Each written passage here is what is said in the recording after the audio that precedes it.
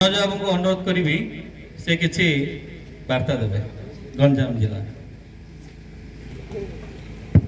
ଜିଲ୍ଲାର ସଭାପତି।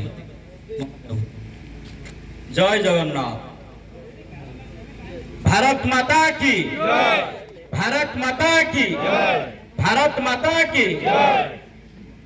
आज आमे समस्त एकत्रित होइचंती।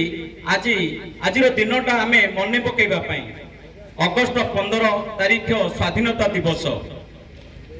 आज यही जो दिन अच्छी बहुत बलिदान होती जो माने स्वाधीन करथिले जो जो जो योद्धा जा कुआ जाए।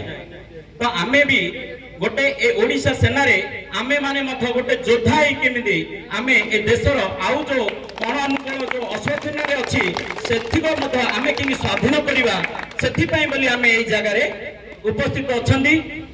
सेथि पई बोली मो ए जो भाई ओ भणी माने आसीचंती जो ओडिशा सेना को साथ दैचंदी समस्त को मो धन्यवाद जणैबी ओ निम्रता सह आम नमस्कार मो समस्त को अर्पण करछि। तो ए जो ओडिशा सेना बनीची जो भाई उत्तम भाई जो सहयोगी साथ देइथिले बा देइचंती सेमानकु मोर आंतरिकता नमस्कार।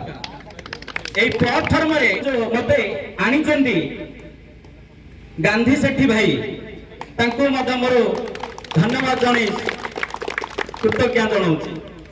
तो एही कहवा कथा जे स्वाधीन आमे हेइचंदी किंतु स्वाधीन नुह आमे निज स्वतंत्र जोटा कि आमे चाहुचंती देश रे आमे जिंदी बंचिबा कथा जो होली। तो आमे केमिति बंचिबा को भलिया हमको जो जिंस अन्याय अत्याचार आम प्रति होउची से गुडा को आमे केमिति माने कि आगो को आमे फेस करि परिया। हमर एई जो नारा रखिचंती उत्तम भाई कि मानव सेवा ही माधव सेवा। तो आमे सेवा टिके केमिति करिबा ता सहित हमर ओडिशा सेनार अन्याय अत्याचार विरोध रे आमे लढिबा आउ असहाय को सहाय्य करिबा।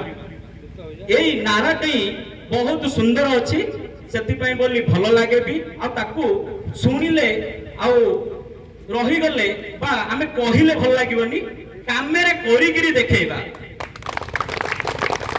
तो सेति पई बोली आमे एठी शपथ करी आमे हमर स्वाधीन पाई बोली आमे किमिति साहाय्य सहयोग हाथ बढ़ेबा समस्ते सेही संकल्प नहीं आमे एठू जीवा।